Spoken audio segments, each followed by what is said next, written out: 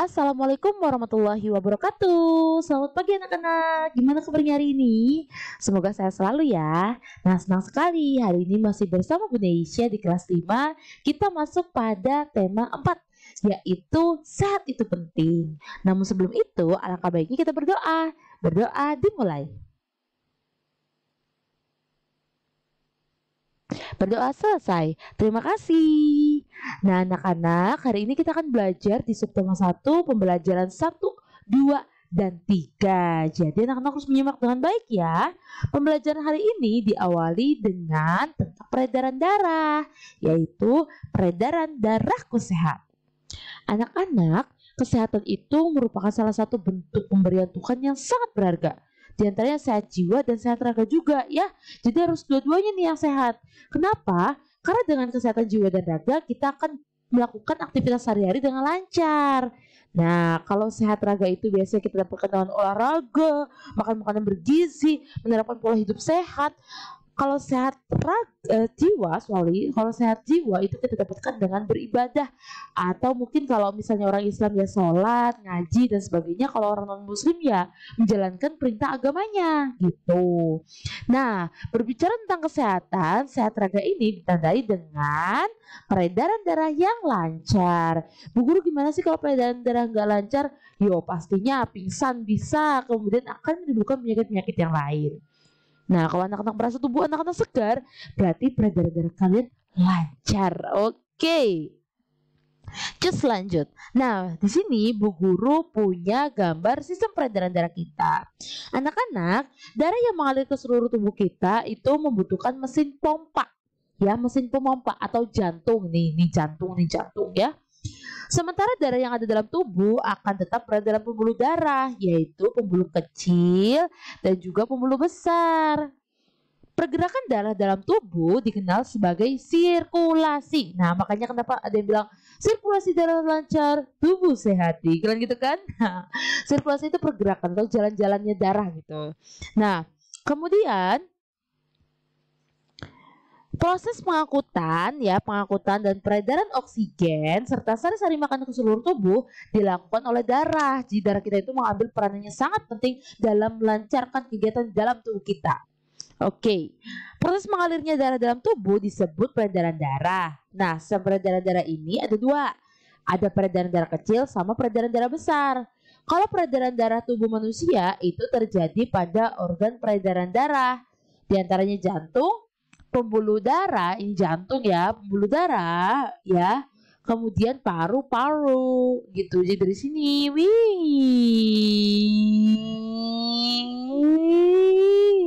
gitu ya. Kemudian, nah di sini juga banyak sekali organ-organ dalam sistem peredaran darah selain jantung, paru-paru dan pembuluh darah ya. Oke anak-anak. Nah, ini gambar peredaran darah manusia atau organ peredaran darah manusia. Dimulai dari mana? Nah, ini peredaran darah kecil tuh ini. Dari kapil paru-paru lanjut ke serambi kiri, ke bilik kiri, kemudian ke bilik kanan, serambi kanan, balik lagi. Seperti itu ya.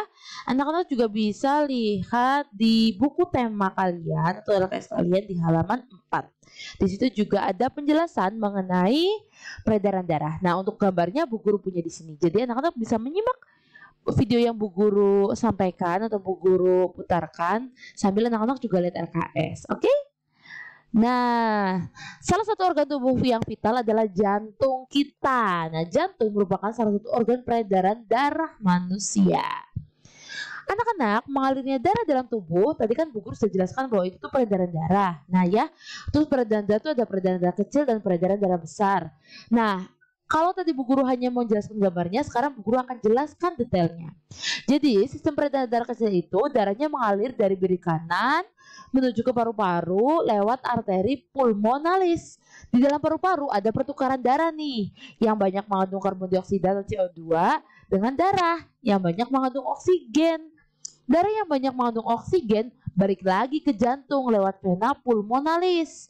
Sistem peredaran darah kecil seperti ini. Dalam bilik kanan, arteri pulmonalis, paru-paru. Nah, di paru-paru ini kan pertukaran CO2 jadi O2 ya. Kemudian vena pulmonalis serambi kiri endingnya. Kemudian kalau sistem peredaran darah besar itu yang banyak mengandung oksigen mengalir dari bilik kiri kemudian ke seluruh tubuh kecuali paru-paru ya, lewatnya lewat arteri besar atau aorta. Kemudian terjadi pertukaran darah yang banyak mengandung oksigen dengan darah yang banyak mengandung karbon dioksida ke seluruh tubuh. Nah, darah yang banyak mengandung karbon dioksida balik lagi nih ke jantung lewat vena. Lah, endingnya di serambi kanan. Seperti itu. Oke, sekarang kita berbicara fungsinya. Apa saja sih fungsi atau peran organ peredaran darah manusia? Ada apa aja tadi Bu Guru sudah jelaskan? Jantung, pembuluh darah, dan ya betul sekali paru-paru. Yang pertama jantung. Jantung itu organ tubuh manusia yang fungsinya itu memompa darah ke seluruh tubuh. Jantung memompa darah dengan cara kontraksi dan relaksasi secara bergantian. Makanya gitu ya. Nah, jantung terletak dalam rongga dada sebelah kiri ya. Nih di kiri. Coba kalian pegang dada kalian sebelah kiri. Kalian kerasa nggak yang coba pegang. Ah, Bu Guru kerasa nih. Berarti jantung Bu Guru masih berdetak. Oke, ukuran jantung kira-kira sebesar kepalan tangan pemiliknya. Coba kamu tangannya mengepal, dilihat, oh itu berarti ukuran jantungmu. Jadi nggak gede banget nggak ya? Jantung itu tersusun atas kumpulan otot-otot yang kuat yang disebut miokardium. Jantung itu ada 4 ruang, seperti tadi video sebelumnya. Sebelumnya. Ada serambi kanan, serambi kiri, bilik kanan, dan bilik kiri. Ini gambarnya ya. Ini jantung kita nih, ini yang juduk. Ini jantung ya. Oke, next. Kedua ada pembuluh darah. Pembuluh darah merupakan saluran tempat mengalirnya darah dari jantung ke seluruh tubuh kita. Dan dari seluruh tubuh balik lagi nih ke jantung. Pembuluh darah ada pembuluh darah nadi dan pembuluh darah balik ya. Nah, pembuluh nadi dan pembuluh balik pembuluh nadi disebut arteri, pembuluh balik disebut vena. Pembuluh nadi atau arteri itu membawa darah yang banyak banget oksigennya keluar dari jantung ke seluruh tubuh. Sementara kalau pembuluh balik bawa darah yang banyak karbon dioksidanya dari seluruh tubuh ke jantung lagi. Jadi sebenarnya mereka itu si arteri itu dia pergi ke seluruh tubuh, si vena itu balik dari seluruh tubuh ke jantung lagi. Kalau si arteri itu bawa oksigen, kalau si vena itu bawa karbon dioksida. Gitu ya, paham ya? Terakhir paru-paru. Nah, paru-paru juga peranannya penting loh. Iya, betul sekali. Karena dia menyuplai oksigen ke seluruh tubuh. Tapi paru-paru ini terdiri atas ribuan tabung bercabang. Tabung bercabang jumlahnya ribuan semakin kecil, semakin ujung semakin mengecil. Nah, pada jaringan halus kapiler ada tempat terjadinya pertukaran oksigen dan karbon dioksida. Nah, ini jaringan halus ya. Oke anak-anak, nah tadi kita sudah menjelaskan tentang peredaran darah pada manusia, Sekarang kita bercerita tentang peredaran darah pada hewan. Ya, sama kalau peredaran darah pada hewan juga ada peredaran darah terbuka dan tertutup. Kalau peredaran darah terbuka itu tekanan darah yang dihasilkan dari kontraksi jantung cukup rendah ya. Biasanya terjadi pada sistem peredaran darah terbuka, cacing, dan juga serangga atau belalang.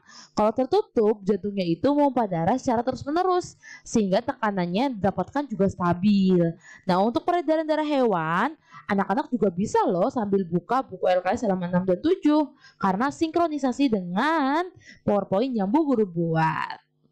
Oke, nah tadi kita sudah berbicara tentang peredaran darah. Sekarang coba yuk kita amati.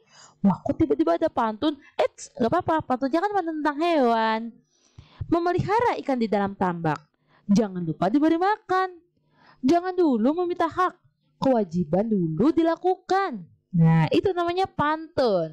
Kenapa disebut pantun? Nih, kalian lihat nih vokalnya ya. Susunan katanya. Nah, kalian pasti pernah pelajari pantun kan di kelas 3. Oke, 2 baris pertama adalah sampiran, kemudian 2 baris yang terakhir atau baris 1 dan 2 adalah sampiran, baris 3 dan 4 adalah isinya. Jadi pesan yang terkandung dalam pantun itu di baris 3 dan 4. Pesannya ini disampaikan oleh penulis itu di baris 3 dan 4. Nah, coba kita baca pantunnya bareng-bareng ya. Pergi ke kota anak Pak Said, membeli sawo rasanya sepat. Menuntut ilmu hukumnya wajib, ilmu terbaik yang bermanfaat. Nah, gimana? Bisa? Ya, tentunya kalau misalnya anak-anak mau membuat pantun harus memperhatikan Ya, betul sekali, vokal akhirnya ya, akhiran vokalnya gitu atau sajaknya gitu. Nah, ini yang cuma kayak gini tok ini namanya baris. Tapi kalau sudah satu paket kayak gini itu namanya bait. Oke.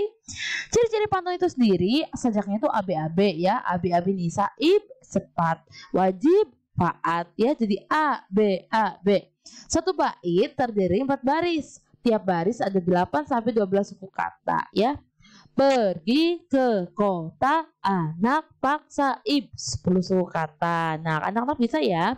Kemudian pantun itu ada 2 bagian tadi yang sudah Ibu Guru jelaskan. Ada sampiran di baris 1 dan 2 dan ada isi di baris 3 dan 4. Oke, pantun itu ada 3 ya, sesuai siklus kehidupan kita. Ada pantun anak-anak, pantun muda, dan juga pantun tua, tergantung pada usianya. Tentunya juga mempengaruhi minat dari orang tersebut. Nah, sekarang kita tadi sudah belajar pantun, sekarang kita belajar lagu yuk. Tangan nada mayor. Tangan nada mayor itu, tangan nada mayor adalah tangan nada yang memiliki urutan interval atau jarak antar nada. Biasanya itu bersifat gembira, semangat, dan digunakan untuk lagu-lagu atau mars ya, seperti Maju Tak Gentar. Itu kemudian halo, halo Bandung, pokoknya yang semangat. Nah, kalau minor itu yang sebaliknya. Biasanya digunakan untuk tangan nada yang bersifat sedih atau murung, tertutup, menyakitkan gitu. Contohnya misal syukur atau gugur bunga. Coba kita bareng-bareng nyanyi gugur bunga yuk. Oke.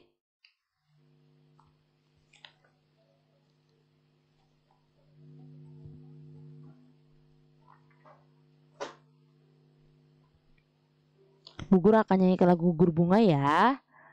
Nah, nanti anak-anak juga bisa belajar nih lewat YouTube juga.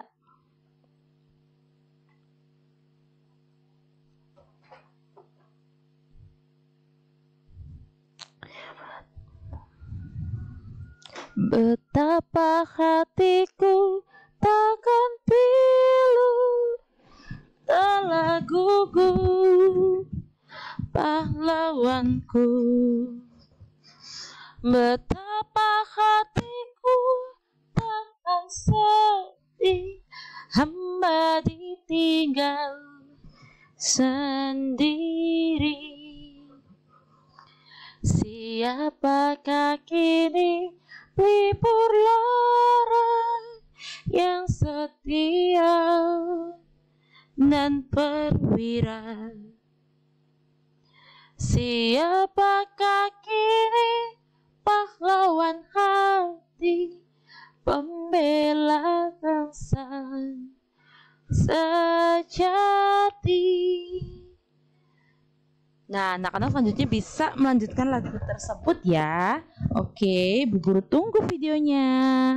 Lanjut. Nah, oke. Sekarang kita belajar tentang interaksi kehidupan masyarakat. Nah, salah satu bentuk interaksi di masyarakat adalah kerjasama. Kerjasama itu bisa dilakukan orang per orang atau organisasi. Contohnya nih, kerja bakti. Ini berarti organisasi atau orang ramai ya. Membantu hajatan, biasanya di desa-desa. Di tempat kalian juga seperti itu ya. Kemudian takziah juga. Dan membesuk orang sakit, terutama menolong dalam kebaikan. Itu adalah interaksi antara orang satu dengan orang yang lain. Nah, sebagai orang Indonesia, sudah semestinya nih kita memiliki tanggung jawab.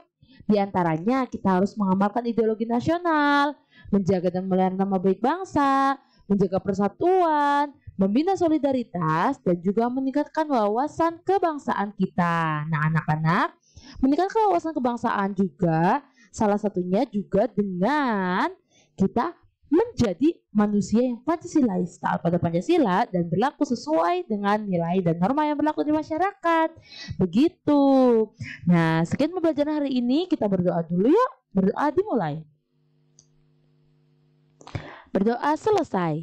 Terima kasih. Nah, anak-anak jangan lupa ya mengerjakan tugas hari ini yang akan Bu Guru share melalui WhatsApp. Ya, kuis hari ini akan Bu Guru share melalui WhatsApp.